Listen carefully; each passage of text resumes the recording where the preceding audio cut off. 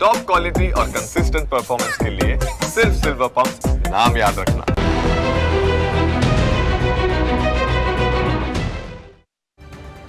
Break બાદ આપનું સ્વાગત છે। આગળ વાત અમદાવાદની, જ્યાં એએમસીની વોટર કમિટીનો વિવાદિત નિર્ણય। હવે અમદાવાદમાં ભરાતા પાણીનો આઈઆઈટી ગાંધીનગર સર્વે કરશે। 12 લાખના ખર્ચે આઈઆઈટી ગાંધીનગર પાસે એએમસી સર્વે કરાવશે। સર્વે બાદ સ્ટ્રોમ વોટર લાઇન નેટવર્ક નાખવા અંગે એએમસીને અભિપ્રાય આપશે। લાખોનો પગાર લેતા એએમસીના એન્જિનિયર્સ અને અધિકારીઓ શું કરશે એ સૌથી મોટો પ્રશ્ન છે। લાખોના પગાર લેતા અધિકારીઓ હોવા છતાં આઈઆઈટી ગાંધીનગર પાસે આખરે કેમ સર્વે કરાવવાનો? અમદાવાદમાં ક્યાં પાણી ભરાય છે તેનો અધિકારીઓને ખ્યાલ જ નથી? શું એએમસીના એન્જિનિયર્સ અને અધિકારીઓ સર્વે ન કરી શકે એ સૌથી મોટો પ્રશ્ન છે।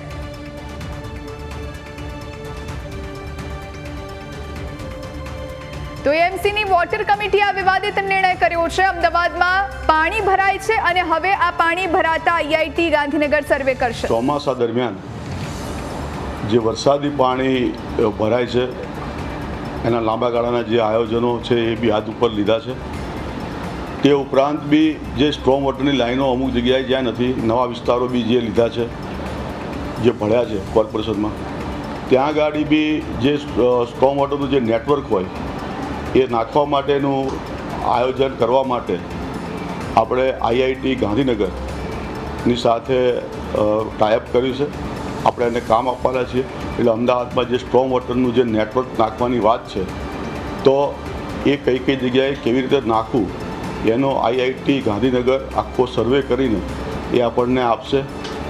કેન્દ્ર સરકારની એનડીએફએ એની ગ્રાન્ટ જે છે એ અન્વયે આપણે આ સર્વે કરાવી રહ્યા છીએ અને સર્વેના આધારે જે કંઈ જરૂરિયાત લાગે ત્યાં સ્ટ્રોમ વોટરનું નેટવર્ક આપણે આવનારા દિવસોમાં નાખી શકીએ એ માટેનો આખો આ સર્વે કરીને આપણને એ આપશે।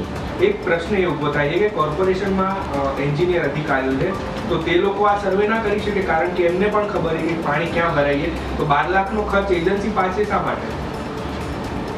સાચી વાત છે, પણ આખા જે નેટવર્કની વાત જે છે, સ્ટ્રોમ વોટરનું નેટવર્ક, એ સ્ટ્રોમ વોટરનું નેટવર્ક જે છે એ આખું દરેક વિસ્તારનું જે ભૌગોલિક પરિસ્થિતિ હોય છે અલગ અલગ હોય છે, એટલે એકબીજાની સાથે સંયુક્ત રીતે થતું હોય છે। એટલે કેટલાની લાઈન નાખવી, કેવી રીતે નાખવી, એક વોર્ડની વાત નથી, આખા અમદાવાદનું સર્વે કરીને આખું આ જે નેટવર્ક કરવાનું છે એ આખું આઈઆઈટી ગાંધીનગર આખું સર્વે કરીને આપણને આપવાનું છે। સર્વે માટે 12 લાખનો ખર્ચ, આપ એવું માનો છો કે અધિકારીઓ અને એન્જિનિયરો સક્ષમ નથી એટલે કરવો પડે? નહીં, અધિકારીઓ અને એન્જિનિયર નહીં, દરેક વોર્ડના એન્જિનિયરો છે એ અલગ અલગ હોય અને આપણે દાખલા તરીકે ચાંદખેડાથી છેક આખું સાબરમતી સુધી પાણી જતું હોય છે, એટલે જે સર્વે કરવાની વાત છે તો ચાંદખેડાથી એ ચાંદખેડાનું નેટવર્ક ખાલી કરે, પછી આગળનું નેટવર્ક, એટલે આખું જે આ જે વાત છે એ આખા અમદાવાદનું છેક નદી સુધી જે લઈ જવાની વાત છે એ કેવી રીતે કરવું, કેટલાની લાઈન નાખવી, કેટલા ડાયરી નાખવી, એ આખા અમદાવાદનું દરેક વોર્ડનું આવરી અને આખી લાઈન કરવાની વાત જે છે એના માટે આપણે આઈઆઈટી પાસે સર્વે કરાવી રહ્યા છીએ। હજુ આપણે અત્યારે આ કામ મંજૂર કર્યું છે, હવે સ્ટેન્ડિંગ કમિટીમાં જશે। સ્ટેન્ડિંગ કમિટી પછી એ એની સાથે જે કરાર કરવાના હોય એ કરાર થશે અને પછી એ કામ ચાલુ કરશે। ઈસ્ટર્ન અને વેસ્ટર્ન મેઇન ટ્રંક લાઇનની તમે વાત કરી, ક્યાં સુધીમાં કામગીરી પૂર્ણ થશે? આ ચોમાસામાં પણ શહેરીજનોને પાણી ભરાવાની સમસ્યાથી સામનો કરવો પડશે આ કારણ?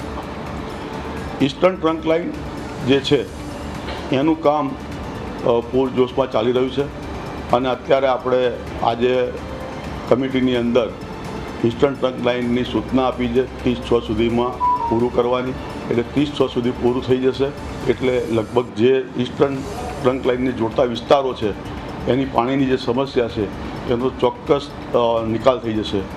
એ જ રીતે વેસ્ટર્ન ટ્રંક લાઇનની વાત છે, તો વેસ્ટર્ન ટ્રંક લાઇનની અંદર અત્યારે આપણે કામ કરી રહ્યા છીએ, એનું લગભગ 1 કિલોમીટર જેટલું કામ બાકી છે અને સનાથલથી જે ફતેવાડી થઈને અને જે નદીમાં લાઈન જવાની છે ત્યાં એસટીપી આપણે બનાવવાના છીએ, 1 કિલોમીટરનો પટ્ટો બાકી છે।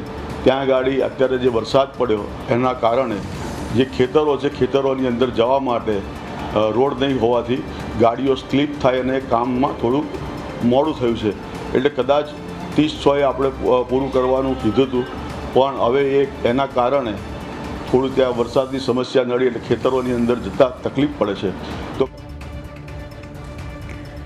તો એએમસીની વોટર કમિટીએ આ વિવાદિત નિર્ણય કર્યો છે. હવે અમદાવાદમાં ભરાતા પાણીનો આઈઆઈટી ગાંધીનગર સર્વે કરશે. 12 લાખનો ખર્ચ એના માટે કરવામાં આવશે. માત્ર ને માત્ર સર્વેની કામગીરી માટે 12 લાખ રૂપિયા ખર્ચવામાં આવશે. હવે આ સર્વે ક્યારે થશે, ત્યારબાદ ઇમ્પ્લિમેન્ટેશન ક્યારે થશે, એ હવે બધું જોવાનું રહેશે. હવે સર્વે બાદ સ્ટ્રોમ વોટર લાઇન નેટવર્ક નાખવા અંગે એએમસીને અભિપ્રાય આપવામાં આવશે. આજ વિશે વધુ જાણકારી મેળવીશું મારા સંવાદદાતા દીપેન પઢિયાર પાસેથી. દીપેન, જે પ્રમાણે આ મોટો અને વિવાદિત નિર્ણય કરવામાં આવ્યો છે ગાંધીનગર આઈઆઈટી, જેની પાસે હવે અમદાવાદનો સર્વે કરાવવામાં આવશે કે અમદાવાદમાં કયા કયા વિસ્તારોમાં કેટલું પાણી ભરાય છે અને કેવી રીતે પછી કામગીરી કરવામાં આવે કે જેના કારણે પાણી ન ભરાય, એના માટે એએમસી 12 લાખ રૂપિયા ખર્ચશે. સૌથી મોટો પ્રશ્ન એ ઊભો થાય કે એએમસીના અધિકારીઓ શું કરશે, એ શાનો પગાર લે છે, એ સૌથી મોટો પ્રશ્ન.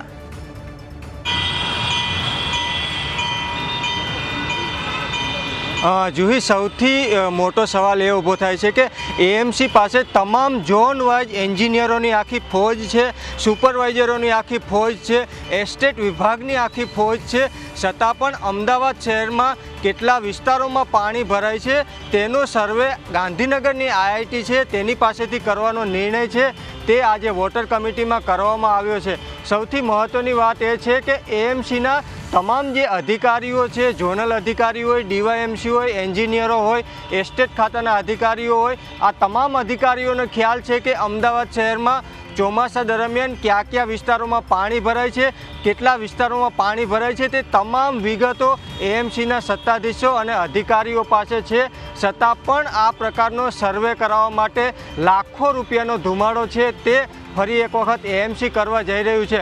દર મહિને એએમસીના જે અધિકારીઓ છે, એન્જિનિયરો છે, તે લાખો રૂપિયાનો પગાર છે તેમને ચૂકવાય છે.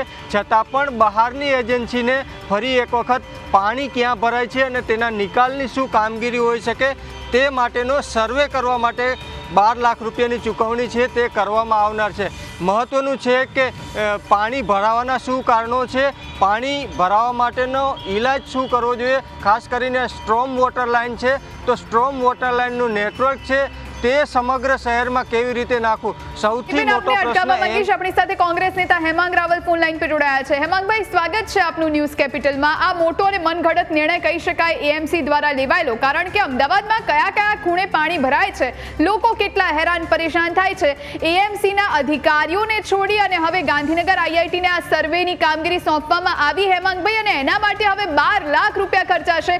અહીંયા એએમસીના અધિકારીઓ શું કરે છે, શેનો પગાર લે છે, એ સૌથી મોટો પ્રશ્ન નહીં? જો સૌ પહેલા તો અમદાવાદની અંદર જ્યારે 1 ઇંચ વરસાદ આવે ત્યારે 1 ફૂટ પાણી ભરાઈ જાય છે, અને આ સમસ્યા એ કોઈ નવી સમસ્યા નથી, ખૂબ જ જૂની સમસ્યા છે. એમને કહીએ પાણી ભરાવાનું હોય તો ગયા વર્ષની ફરિયાદ જ જોઈ લો ને.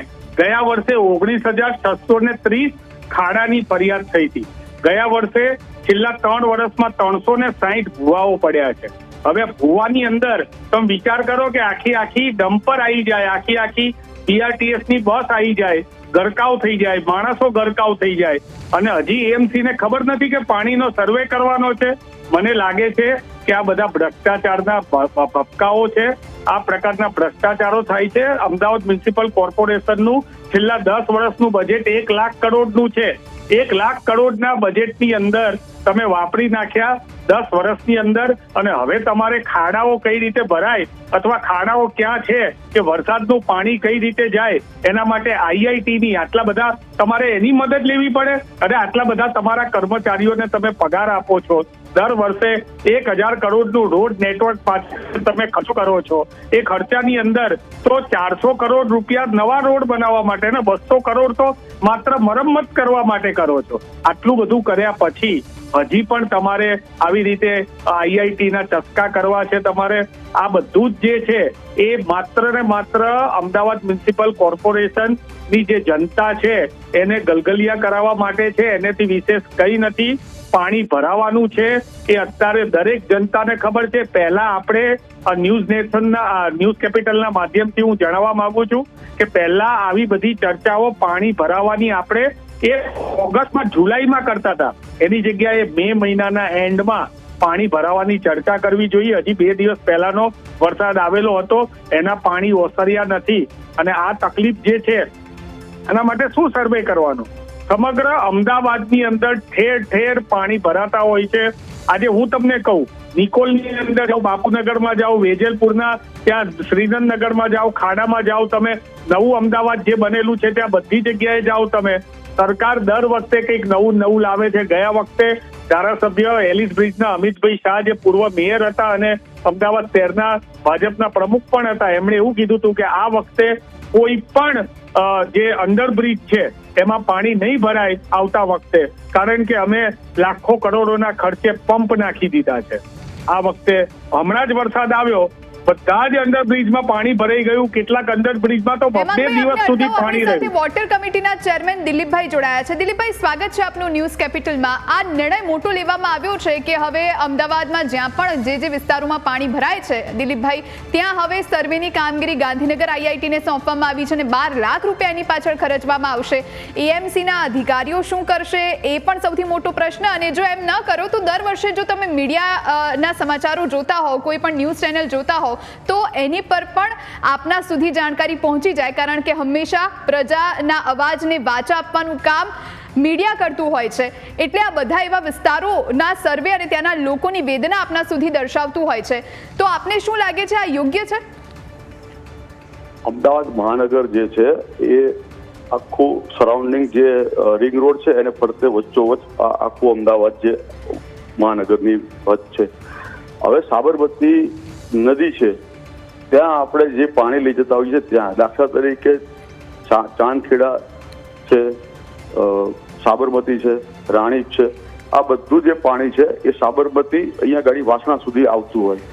એટલે જે અધિકારીની વાત કરો છો, આપની સાચી છે કે અધિકારી પણ એ વોર્ડની અંદર જે કરતા હોય, પણ બધા જ વોર્ડનું સંકલન જે કરીને આખું નેટવર્કની વાત આવે, જ્યારે એ સ્ટ્રોંગ વોટરનું નેટવર્ક કેવી રીતે આખું કરવું, તો એ જે એકબીજાને જોડતા સંલગ્ન વોર્ડ છે એમાં કેટલા ડાયરી લાઈનો નાખવી જોઈએ, કેટલું પાણી ભરાય છે, કેટલા ઇંચ પાણી ભરાય છે જે રોડ ઉપર, અને કેટલા ડાયરી પાણીની લાઈનો નાખવી પડે, એ સર્વે કરવા માટે આઈઆઈટી ગાંધીનગર સાથે આપણે એની સાથે કામ કરવાના છીએ.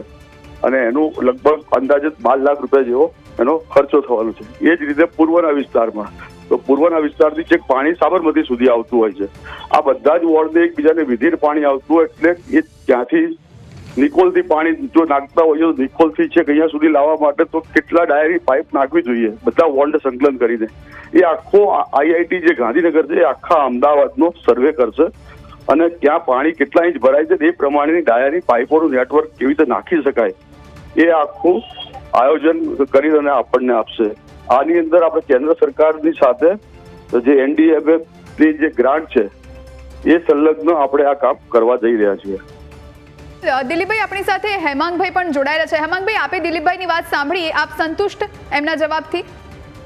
ના, પહેલા તો મને ચલો કંઈક તો કરવાનો પ્રયત્ન કરે છે, પણ હકીકતમાં આ બધો ટેકનિકલ સર્વે છે.